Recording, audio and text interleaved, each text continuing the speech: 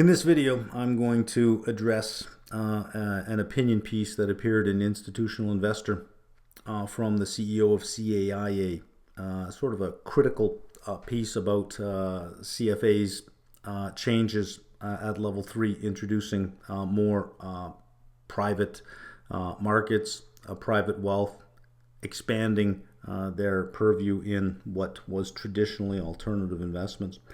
But before you head in, I want to remind you that on Sunday night, March 26th, New York time or Toronto time, whichever way you think about it better, Eastern Standard Time, it's at 6 p.m. I will be holding a live YouTube Ask Me Anything session about the curriculum for 2023 and the changes for 2024.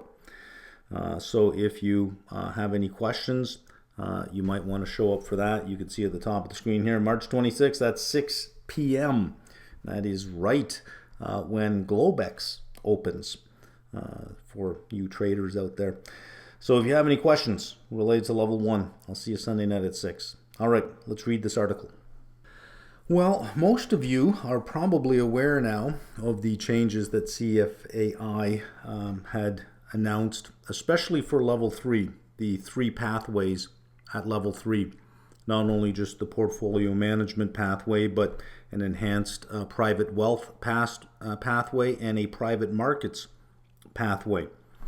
And somebody had sent me this link from Institutional Investor. The CFA Institute's changes may please employers, but they don't serve the client. It's an opinion piece that you can see here by William Kelly, the CEO of CAIA Association.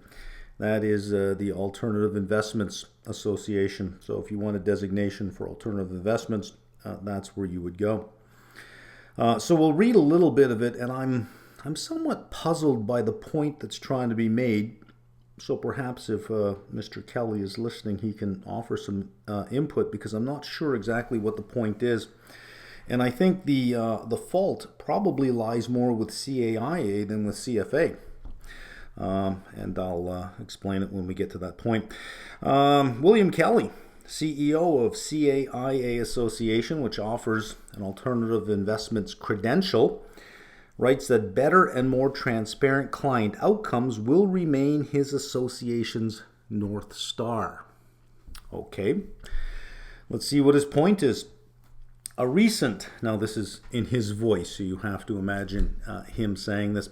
A recent CFA Institute member letter was forwarded to me 2 weeks ago from several global precincts, highlighting today's announcement on forthcoming changes to the CFA program.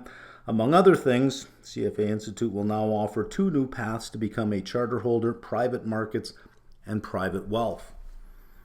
There's his opening statement, and here's his response, which I am puzzled by. I found the letter, which is over 600 words long. I don't know what that has to do with anything. Why point out that it's 600 words long? I don't get that. It seems like it's superfluous, a superfluous statement there. I found the letter to be disappointing. Now, that would have been, I think, more a powerful statement as opposed to talking about the words. I found the letter to be disappointing. For one, it barely mentions the client or the duties of trust, transparency, and priority that is owed to her. Well, they were talking about additions to the curriculum that they're adding for private wealth and private markets. They could have mentioned that, oh, by the way, we have a whole section on ethics which talks about duties to the client, duties of trust, priority of transactions, etc. As far as transparency goes, we have a whole global investment performance standards by which asset managers must report their performance so that clients can understand it in a way that is comparable. And at level 3, if you're managing assets, hey, we got this whole asset manager code of ethics. On the exam, ethics is 15 to 20% of the weight at all 3 levels. It makes up, out of the 6 books at level 1, or if you traditionally think in the book format as opposed to the digital format, made up 1/6 of the content at each and every single level. Ethics was so important.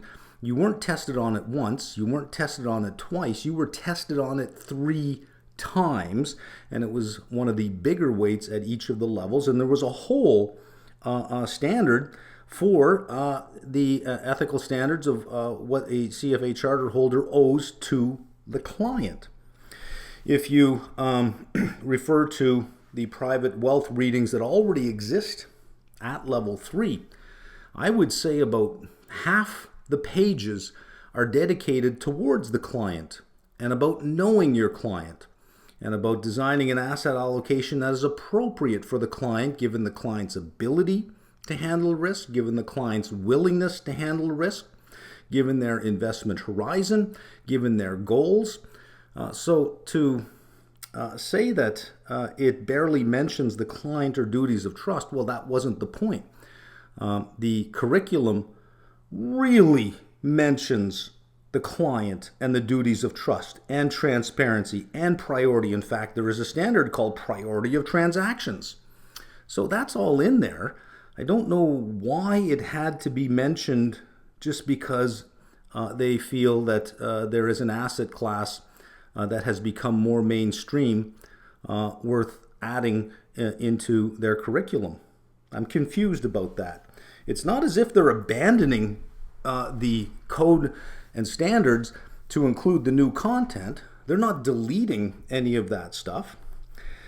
Instead, the communique is focused on the employer and what is in the best interest of the inspiring entrant relative to the needs of said employers. Well, listen, a candidate that is more knowledgeable about the available asset classes out there and have a understanding of the risks and return features of each of these asset classes is better capable of serving clients.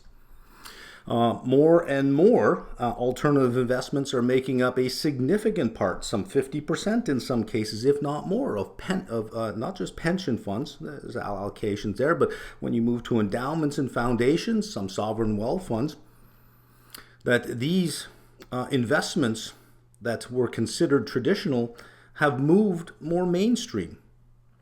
If they are part of these investment portfolios, and a large part of these investment portfolios, to not talk about them would be showing a lack of duty of care to the client. The better capable an employee is of serving the needs of the client, clearly the better they are for the employer. So I don't know that that's true, that it was talking about the needs of the employers. It was talking about the needs of the marketplace. Now, if the marketplace has a demand, if clients have a demand for alternative investments, or let's just use air quotes here for alternative investments, I'll redefine those in a second.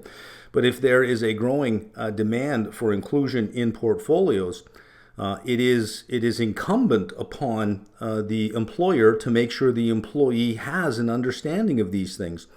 The employer is not serving their own needs. They serve their own needs when they serve the needs of the client. That is business 101. If you want to be successful, build your product around the client.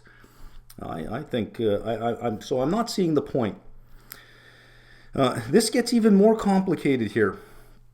Even candidates who complete only part of the program will obtain a, and this is in quotes I think to make a point, a market signaling edge to hiring managers. Listen, candidates for years in that interview room are already mentioning that they passed level 1 or level 2. They're already mentioning it. And they're probably already putting it on their resume, past level 1 of the CFA exam. You can't say I'm a level 1 CFA or a level 2 CFA, but you can say I passed level 1 of the CFA. They were already signaling to employers that they had passed the exam, and the employer would say, well, can you demonstrate that you did? And they get an email with their results, and they can provide the email with the results if it was not already attached to the job application that was sent in. So they were already using it as a signaling device. By providing candidates with a badge, a digital badge to demonstrate that they have, is kind of serving the needs of their clients, what you just talked about earlier, isn't it? CFAI is the institute, the candidates are the clients. Since the clients are already providing this signaling device, but with extra steps, CFAI, recognizing that they're already doing it, saying, I'll tell you what, let's make this easy on you. Let's make this easy. We'll give you this digital badge. Is that not serving the needs of the client? What you just went on about in the first few sentences about, oh, they're not talking about serving the needs of the client. Well, CFAI is doing this. Oh my God, that's a terrible thing to do. It's market signaling. When you put things in quotes like that, that's meant to be a more of a derogatory way of saying it. We'll obtain a market signaling edge to hiring managers. I mean, that is the intention. This really throws me, this last sentence here. This comes on top of the ability, at least in India, so we'll take that part out because it ruins the sentence, it ruins the flow of the sentence. This comes on top of the ability to put your candidate fees on a costly interest-bearing layaway plan, which seems unlikely to end well for anyone other than those designing such an initiative. They didn't raise prices. Why? What is going on here? Why do you feel, because I don't get this sentence at all, but why do you feel that because they're doing this now, because they're adding more value to the content, that suddenly the expense of taking the exam and pursuing the charter seems unlikely to end well for anyone other than those designing such an initiative? And are you suggesting that Indian candidates, it won't end well for them more often? I'm confused about this sentence. I really am. I'm not trying to be, a bully here, but this comes on top of the ability to put your candidate fees on a costly, interest-bearing layaway plan. Well, I mean, my God, if you want to pick on costly, interest-bearing layaway plan, that is education. That is tuition fees. Tuition fees are a lot more expensive as a market signaling device, or to obtain a market signaling device, because that's all a degree is. There is very little difference in the content of the education you would receive at a tier 1 versus a tier 2 school. There may be a difference in the quality of the professor that's teaching it, in the gravitas of the person that's teaching it, and the big difference between those two, not so much the content, comes in the market signaling device you get. I got a degree from a tier 1 school versus a tier 2 school. This is less costly overall than getting a market signaling device from a university. Not only that, because there is a difference between tier 1, tier 2, and tier 3. Tier 3, even tier 3, which isn't a very good market signaling device, is going to be more than CFA designation. And there is only one CFA designation. It is a great equalizer. So I'm not getting this point at all. It seems unlikely to end well for anyone other than those designing such an initiative. Are you suggesting that people who cannot just pay it up front and that have to maybe put it on their credit card are simply not going to be good candidates, or it's not going to work out for them? I honestly have read this 3-4 times. I don't know what point you're making here, but I see some contradiction here, and I think it's coming from a position of anger as opposed to a well thought out critique of what is going on here. And the critique, I'm going to point out in a second, should not be directed towards CFAI, but towards your own institute. Or your own association. Let's read another paragraph here, and then we'll stop, because it then goes on to a thread of which I really cannot follow, and I don't know what the point is. Now, I will say this before we get to the "call me a cynic" paragraph here. When it talks up here about it barely mentions the client or duties of trust, transparency, priority, never really comes back to this point and says, for example. It does not, because it's now bringing in alternative investments, it should really talk about this and it should talk about that, but that's not there. Call me a cynic. Well, I will. But actions like these would appear to be more of a commercialized land grab. And there we have it, a commercialized land grab. They're stepping on my turf, he says. You got New York, I got New Jersey. That's the way it's supposed to be. Commercialized land grab by CFA Institute for candidates and profits. The CFAI is a non-profit. They don't have share capital. There is no distribution of profits. That's not to say that they're not concerned about revenue for whatever non-profit purposes they direct the revenue towards. They are, but I don't know that I would call it profits because they are a non-profit. That seems like a pretty obvious error right there. Instead of further fragmenting industry learning paths and duplicating efforts, CFA Institute, CFP Board, and CAIA Association, which already offers a credential for alternative investment professionals, should be collaborating on our shared mission. Higher standards, I'm not sure how it is further fragmenting. By offering a larger intersection set with what you have, how is that further fragmenting the industry? I'm not understanding that at all. What is the shared mission? Higher standards of practice are more important than ever, given that retirement risks and outcomes now rest with the individual, and alternative investment managers are increasingly offering products to individuals under the banner of democratization. Well, then wouldn't that speak to you having to raise the standards? Because you're saying, hey, listen, these things are increasingly being offered under the banner of democratization. Wouldn't it suggest that some more work needs to be done there? There is already a very comprehensive, as I said, code of ethics. It's already in there. When you read each of those standards, it is not asset specific. It doesn't say, oh well, if it's equities and fixed income, this applies. But if it's art collecting, screw them over. No one cares about the art collectors. It doesn't say anything like that. The code and standards are asset agnostic. So it is an umbrella standard regardless of what the asset involved is. It's how you treat employers, it's how you treat clients, it's how you act within your profession. Clients deserve more and better from all of us individually and collectively. So I think I see what the problem here is it is coming from sort of a position of anger. And I think the problem lies at CAIA. Listen, how long does an investment have to be included in portfolios before it is no longer called alternative, before it becomes mainstream? It is not so much that CFAI has gone over to your house to steal your cat. Your cat has strayed into their yard.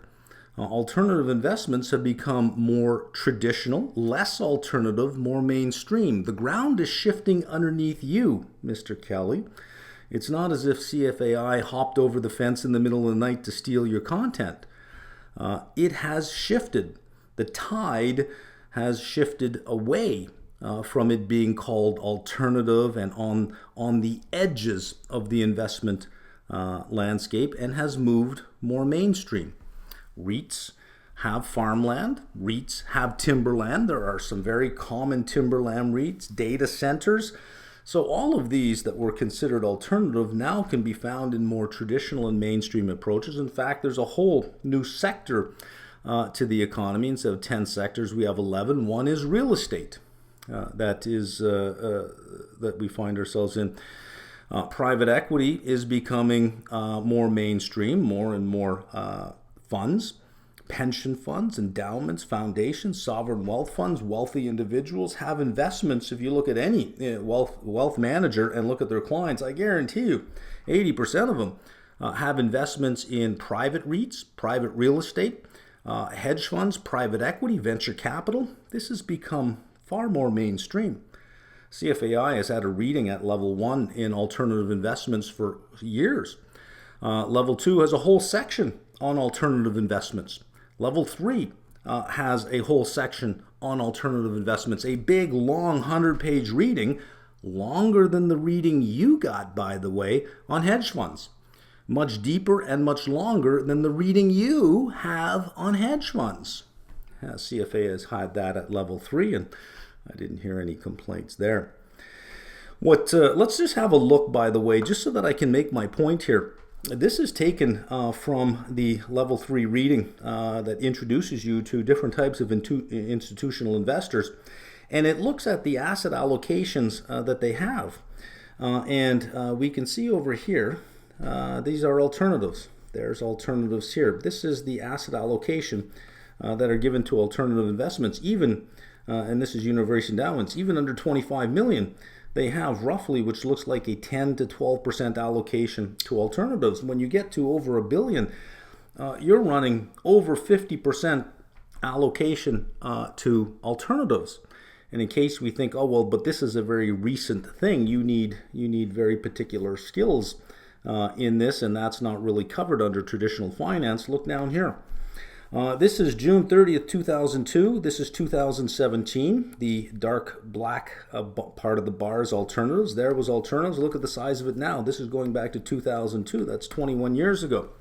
So I ask you, how long does something that is included in portfolios, how long does it have the title alternative before you have to say, maybe it's not so alternative anymore. Maybe it's now become more traditional and mainstream.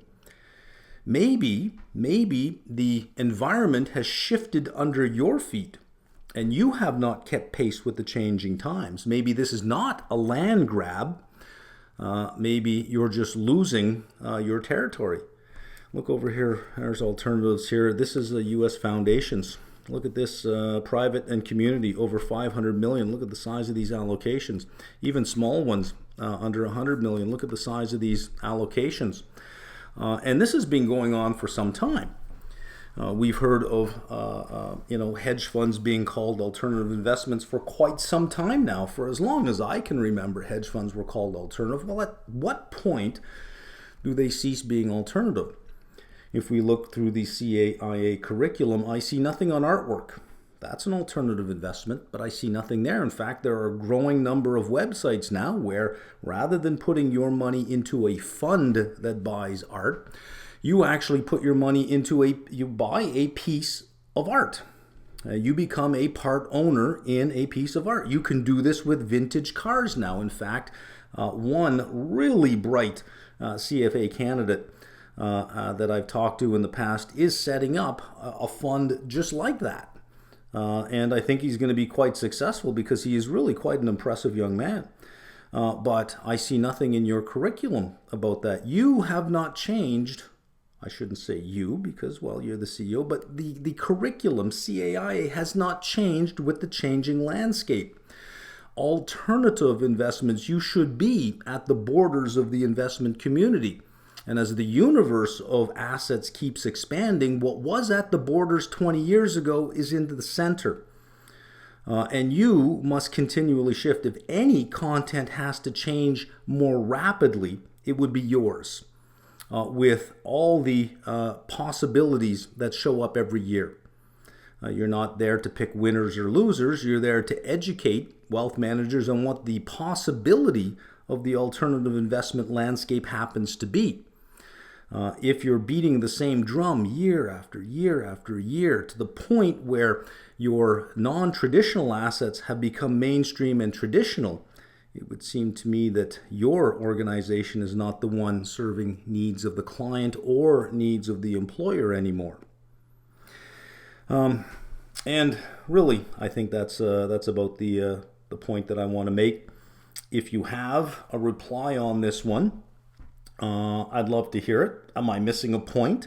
Because I don't know what point you were trying to make. I think from what I read a article being written from an administrative point of anger as opposed to an entrepreneurial and innovative point of change.